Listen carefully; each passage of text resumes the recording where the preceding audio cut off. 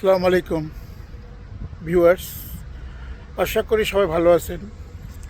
আমি সকালে ঘুম থেকে উঠে একটা ভিডিও দেখলাম, ভাবছিলাম অনেক পুরানো ভিডিও বা সেই আমলিগের আমলের ভিডিও, কিন্তু আমি যখন মসজিদে ঢুকলাম, মসজিদে ঢুকে যখন আমার ফ্রান্সের এক ভাই আমাকে ভিডিওটা পাড়ায় দেখাইলো যে এটা বিএনপির যুবদলের একটা চকবাজার শাখার একটা ঘটনা গত বুধবারের।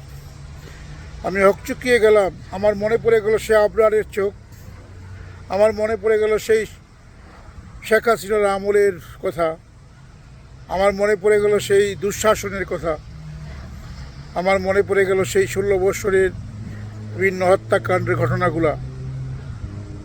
বাংলাদেশ কি কোনোদিনই সভ্য জাতি হবে না? বাংলাদেশের এই দলগুলা, আমরা যারা বিএনপির সাপোর্টার, বিএনপির সদস্য, আমরা কি লজ্জিত থাকবো সারা জীবন?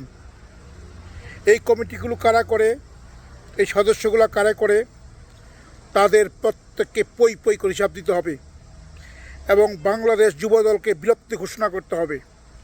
যুবদলের আগাগোড়া সব নষ্ট, ধ্বংস হয়ে গেছে।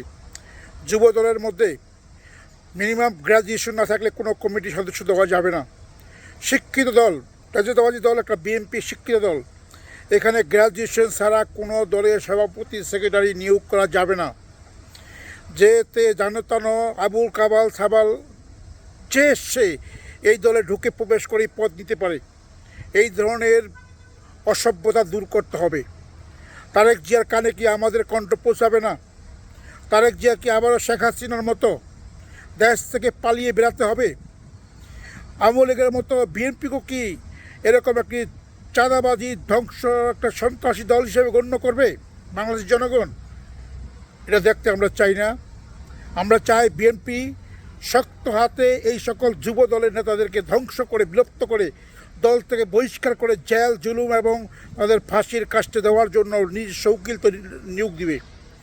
আমি এখনও বিএনপিকে, আমার প্রিয় দল, প্রাণের দল বিএনপিকে, বাংলাদেশের তারুণ্যের অহংকার তারেক জিয়াকে আমি বলবো, সাবধান হন। এই সকল নেতা না থাকলে বিএনপির কিচ্ছু হবে না। এই সকল নেতাই বিএনপিকে ডুবাবে এবং বিএনপিকে ধ্বংস করবে। কাজেই আপনারা সতর্ক হন, সবাই এই ধরনের সন্ত্রাসীদের বিরুদ্ধে রুখে দাঁড়ান। আমরা এমন বিএনপি চাই না, আমরা এমন বিএনপি চাই না যে বিএনপি মানুষকে হত্যা করবে। আসসালামু আলাইকুম।